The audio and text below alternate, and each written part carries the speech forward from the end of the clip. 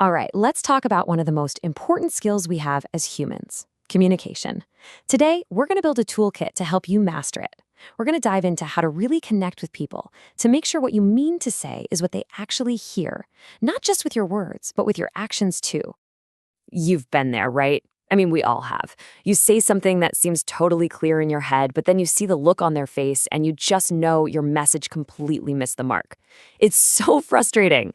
Well, today we're going to figure out exactly why that happens and, more importantly, how we can fix it. So, what is actually going on in those moments? When everything just gets disconnected? Before we can start building better habits, we've got to understand the root of the problem. So let's explore why our messages so often get lost in translation. And before we get into the how, let's just lock in the why. Because honestly, strong communication is the engine behind pretty much everything. It's the bedrock of our relationships, it fuels our careers, it's how we make any kind of impact. This isn't just some soft skill, it's an absolutely critical life skill. Okay, so if we want to fix these breakdowns, we first need to look at the blueprint of a good conversation. Let's pull back the curtain and decode the simple mechanics that are at play in literally every single interaction we have. So every single time we communicate, it follows these 5 basic steps. First, a sender, that's you, has an idea. Then you shape that idea into a message. That could be words, a text, a drawing, whatever. That message then travels through a channel, like you speaking or sending an email. Then the receiver gets that message and has to decode it. And finally, and this is key, they provide feedback, which lets you know if they actually understood you.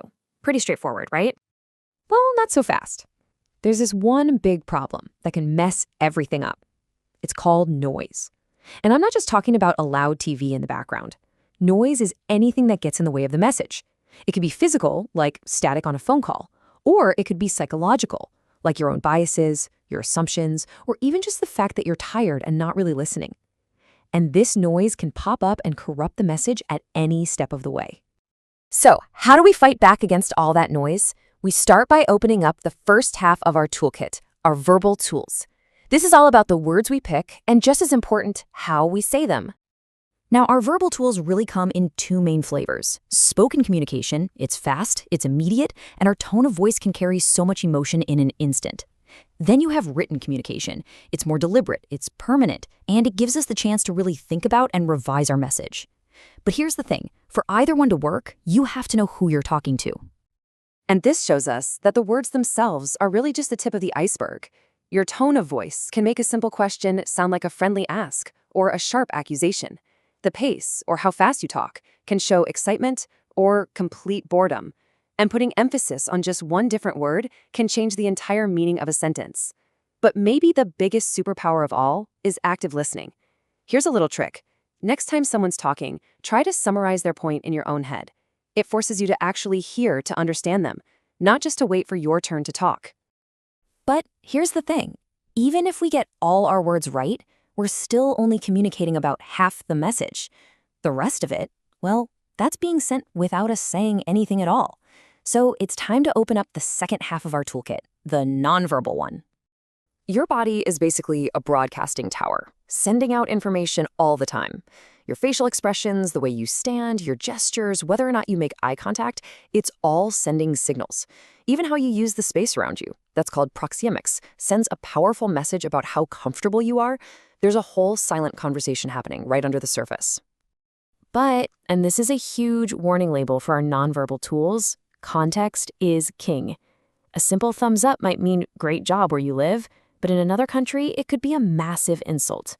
Nonverbal cues are so deeply tied to culture, and if you're not aware of that, you can get into some serious miscommunication fast. Okay, so we've got our verbal tools and our nonverbal tools. Now for the final, most important step, learning how to use them together. We need to create one clear, consistent, and powerful message. This is where we go from just talking to truly communicating. And here is the absolute core of it all. When what you say and what your body does are in perfect alignment, your message becomes incredibly powerful. People don't just hear it, they feel it, and they believe it. That consistency is exactly what builds trust. Now let's look at what happens when things are not aligned. We've all heard this one. Heck, we've all probably said it.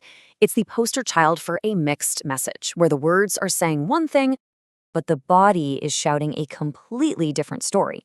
The mouth says, "I'm fine," but the crossed arms, the lack of eye contact, and the tense voice are all screaming, "I am so not fine." So when you get those two conflicting messages, which one do you believe? You believe the nonverbal one, every single time. C.